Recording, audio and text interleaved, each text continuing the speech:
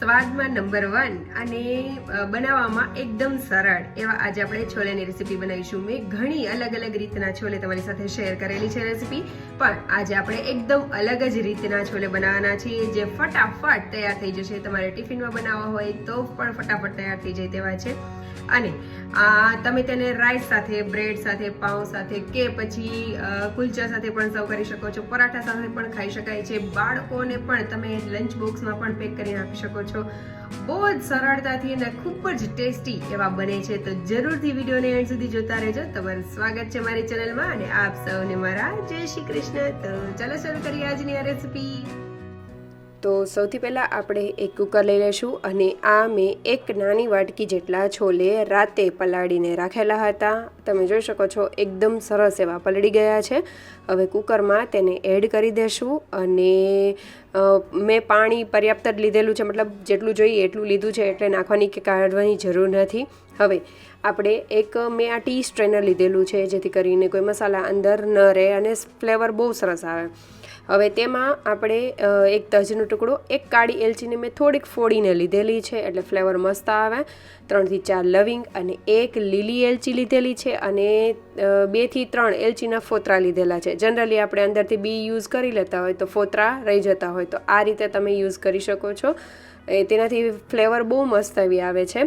એક તમાલપત્રનું પાન એડ કરીને આપણે ટી સ્ટ્રેનરને બંધ કરી દેશું અને તેને આપણે છોલેની અંદર રાખી દેશું। આજે આપણે કોઈ જે ચાની ભૂકી આપણે એડ કરીને કરતા હોય એવો આપણે છોલે નથી બનાવવાના, માત્ર નોર્મલ જે ફ્લેવરફુલ બની જાય અને આ રીતના સાદા એવા જ ચણા આપણે એટલે કે છોલે બનાવવાના છે। સ્વાદ પ્રમાણે મીઠું એડ કરીને આપણે તેને બાફવા માટે મૂકી દઈશું। હવે એક વાટકો લઈ લઈશું, તેમાં મેં અત્યારે અંદાજિત જ દહીં લીધેલું છે, આશરે પોણા કપથી 1 કપ જેટલું હશે। તેને સરખી રીતે આ રીતે થોડું એવું મિક્સ મતલબ કે ફેટી લેશું અને ત્યારબાદ તેમાં એડ કરી દેશું ધાણા જીરા પાવડર, લાલ મરચું પાવડર, તમે જેટલું તીખું પસંદ કરતા હોય એ રીતનો લેવાનો છે, હળદર પાવડર, શેકેલા જીરાનો પાવડર એડ કરીશું, 1/4 ચમચીથી ઉપર એવો ગરમ મસાલા પાવડર અને અડધી ચમચીથી ઉપર એવો છોલે મસાલા જે આવે છે તે જ મેં યુઝ કરેલો છે। તેને આપણે એડ કરીને સરખી રીતે મિક્સ કરી લેશું। આ રીતનું મિક્સચર આપણે પહેલાં રેડી કરી લેશું અને તેને સાઈડમાં રાખી દેશું અને ત્યારબાદ હવે આપણે બધા જે ઇન્ગ્રીડિયન્ટ જે યુઝ કરવાના છીએ તે લઈ લેશું। તો તેના માટે મેં એક ડુંગળી લીધેલી છે। અહીંયા તમે જે લોકો ડુંગળી ન ખાતા હોય તે કઈ રીતે બનાવી શકે ને તે પણ હું તમને આગળ જણાવીશ, તો તમે વિડીયોને જરૂરથી એન્ડ સુધી જોતા રહેજો। તો ડુંગળીને એકદમ બારીક કટ કરી લેશું, તીખું મરચું જેવું તમે તીખું પસંદ કરતા હોય એ રીતનું લેવાનું છે, તેને બારીક કટ કરી લેશું। એક ટમેટું લીધેલું છે તેને પણ બારીક કટ કરી લેશું અને હવે એક કઢાઈ લઈ લેશું, તેમાં તેલ એડ કરી દેશું। તેલ આવી જાય એટલે તેમાં જીરું એડ કરીશું અને હિંગ એડ કરી દેશું। બધી વસ્તુ સરસ થઈ જાય એટલે આદું અને મરચાં જે આપણે કટિંગ કરેલા છે તે એડ કરી દઈશું, થોડા સાંતળી લેશું।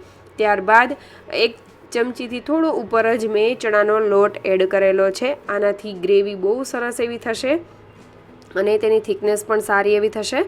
હવે ચણાના લોટને થોડો એવો સાંતળી લેશું, ત્યારબાદ ટમેટાં એડ કરી દેશું અને ટમેટાને પણ સરખા એવા સાંતળી લેશું।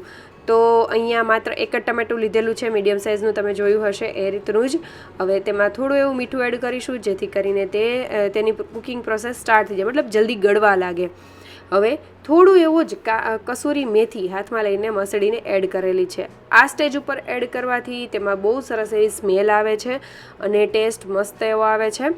તો હવે બધી વસ્તુને સરસ એવી મિક્સ કરી લેશું અને ટમેટાં જ્યાં સુધી ગળી ન જાય ત્યાં સુધી આપણે તેલમાં ચોળવવાના છે। તમે જોઈ શકો છો આ રીતે થોડી વાર થશે એટલે એકદમ સરસ એવા ટમેટાં ગળી જશે અને તેલ બધું છૂટું પડી જશે।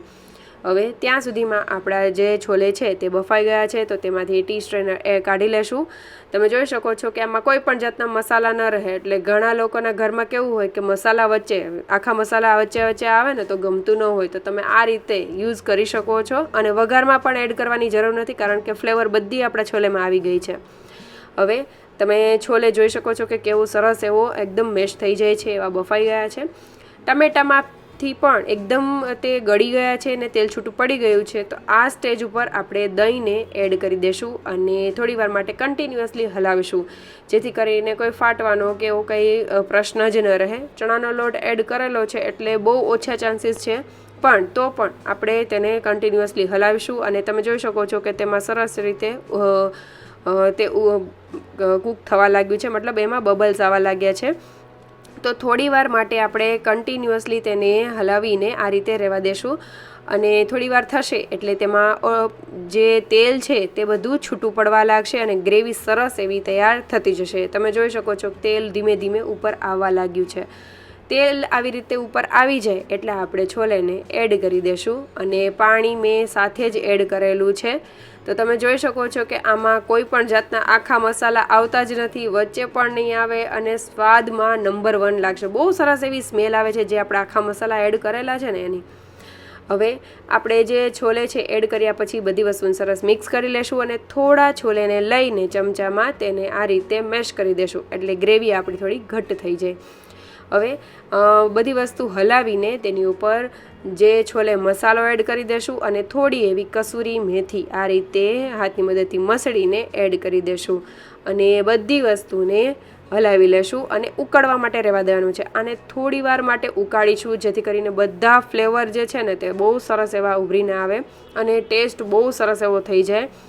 હવે એને ધીમા તાપે એકદમ સરસ રીતે ઉકળવા દેશું. એકદમ ધીમે ધીમે ઉકળશે એટલે તેની ગ્રેવી જે છે તે ઘટ થતી જશે. એ હું આગળ તમને દેખાડીશ, જણાવીશ. ત્યાં સુધીમાં હું અહીંયા પરોઠાનો લોટ બાંધી રહી છું. તમે આ છોલેને બ્રેડ છે, કુલચા છે, પરાઠા છે, કોઈ પણ વસ્તુ સાથે સર્વ કરશો ને મજા આવી જશે. અને આ એટલી ઇઝી રેસીપી છે કે તમે સવારમાં બાળકોને લંચ બોક્સમાં પણ આપશો ને તો પણ તે આરામથી ખાઈ પણ લેશે, તેને ટેસ્ટમાં પણ મજા આવશે અને ફટાફટ બની જાય તેવા છે. હવે તમે જોઈ શકો છો કે આ રીતની આપણી ગ્રેવી થોડી ઘટ થઈ ગઈ છે. તો ત્યારે આપણે જે ડુંગળી કટ કરેલી છે તે એડ કરી દેશું. જે લોકો ડુંગળી નથી ખાતા, આમાં લસણનો આપણે ઉપયોગ નથી કરેલો, ડુંગળી નથી ખાતા એ લોકો અત્યાર સુધીની બધી પ્રોસેસ સેમ છે એટલે તમે એમને બનાવી શકો છો. લાસ્ટમાં ડુંગળી એડ કરેલી છે એ તમારે સ્કીપ કરી દેવી અને તમારે જો એમનેમ સાઈડમાં ખાવી હોય તો તમે ઉપરથી ડુંગળી ન નાખો તો પણ ચાલે. ડુંગળી એડ કરીને સરસ એવું તમે જોઈ શકો છો કે આપણા છોલે સરસ એવા ઘટ્ટ તેનો રસો થઈ ગયો છે. તો તેને આપણે ગેસની ફ્લેમ બંધ કરી દેશું અને તેને થોડી વાર માટે રહેવા દેશું એમનેમ જ ઢાંકીને થોડું અધગુલું. અને તેની ઉપર મેં બારીક કાપેલા લીલા ધાણા ભાજી એડ કરેલા છે અને તેને થોડી વાર રહેવા દેશો ને ત્યાં સુધીમાં તમે જોઈ શકો છો ગ્રેવી કેટલી ઘટ્ટ થઈ જાય. તો જ્યારે પણ આપણે છોલે બનાવીએ તો ત્યારે થોડું ઓછું ઘટ્ટ થયો હોય ને એટલો રસો રાખવો એટલે ધીમે ધીમે જ્યારે તે થોડું ઠંડુ થશે ને એટલે આ રીતની ઘટ એકદમ થઈ જશે. એટલે તમે તમારા ચોઈસ પ્રમાણે ગ્રેવીને રાખી શકો છો. તો હવે આપણે સર્વ કરી લેશું પરાઠા, સલાડ અને પિકલ્ડ અનિયન સાથે. જો તમે ક્યારેય પણ ન ખાધા હોય તો જરૂરથી મેં એ રેસીપી શેર કરી છે, શોર્ટ્સ બનાવેલી છે તો તમે એ પણ જોઈ શકો છો. ખાવામાં બહુ જ મજા આવે ને તેવા બને છે. પાપડ સાથે, છાશ સાથે ખાવાની બહુ જ મજા આવી જાય ને તેવા આ છોલે બને છે.